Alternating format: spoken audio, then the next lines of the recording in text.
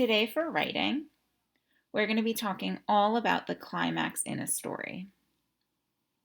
We are learning to create a climax in our stories by changing the scene and starting to solve the problem. So if you remember this story map that we did for the story My Secret Hero, when we look at our climax section, the climax is that turning part of the story where the problem reaches its peak. The climax is the most suspenseful part of the story.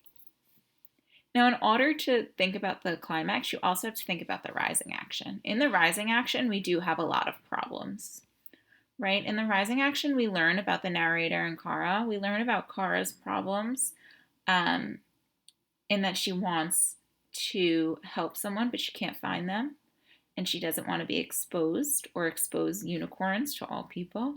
And we learn that the narrator wants to be famous and decides to help Kara find the person.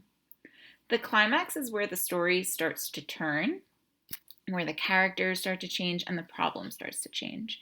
So the climax or turning point in the story, My Secret Hero, is when they actually hear the boy and they start to run towards it. That's a suspenseful part of the story. You want to read on to see if they find that boy.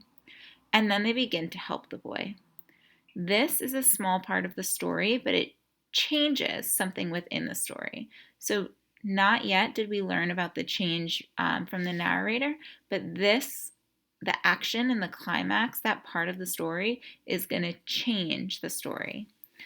What you're going to be doing today, I'm looking for you to add some details to your climax of your story to make it go along with the rest of your story. So you've already worked on the rising action, building that problem.